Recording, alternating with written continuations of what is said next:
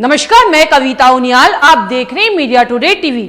France के राष्ट्रपति Emmanuel Macron को इस्लाम के खिलाफ बयानबाजी करना महंगा पड़ गया है। मुस्लिम देशों में फ्रांसीसी सामान के बहिष्कार के बाद फ्रांस का 100 अरब डॉलर से अधिक विदेशी कारोबार दांव पर लग गया है। फ्रांस को पैगंबर मोहम्मद साहब का कार्टून छापना इतना महंगा पड़ जाएगा, ये फ्रांस और फ्रांस के राष्ट्रपति ने कभी सपने में भी नहीं सोचा होगा।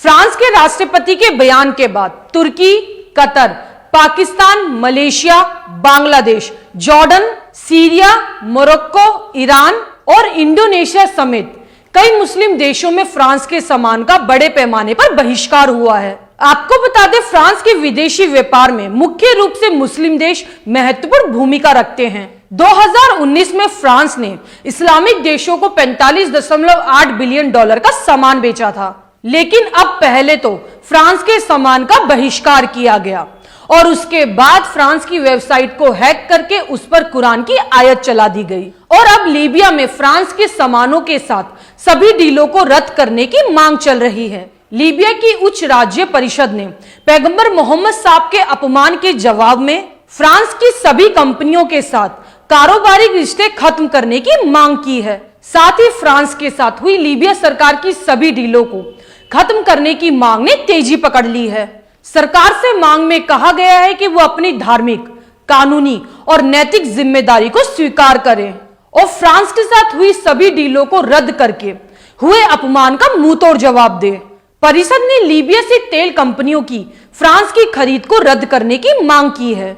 फ्रांस के राष्ट्रपति मैक्रोन की इस हरकत से इस्लामिक दुनिया उन पर घेराबंदी करती जा रही है। इसका श्रेय तुर्की के राष्ट्रपति रजब तैयब एर्दोगान को जाता है।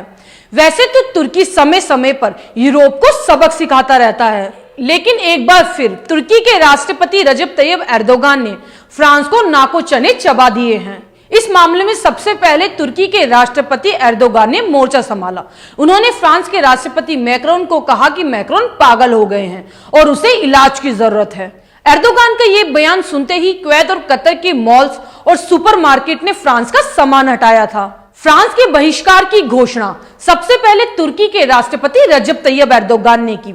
उसके बाद सभी मुस्लिम देश एकजुट हो गए। पाकिस्तान संसद में फ्रांस के खिलाफ प्रस्ताव पास किया गया और फिर ईरान की संसद में भी फ्रांस सरकार की कड़ी आलोचना की गई। हालांकि सऊदी अरब और यूएई ने इस मसले पर चुप्पी साध रखी है, लेकिन अरब की कुवैत और कतर जैसे देश खुलकर एर्दोगान के साथ हैं।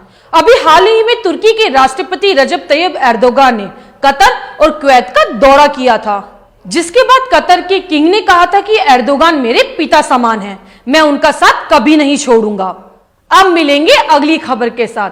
आपको खबर कैसी लगी कमेंट करके जरूर बताएं और हमारे मीडिया टुडे चैनल को सब्सक्राइब करें।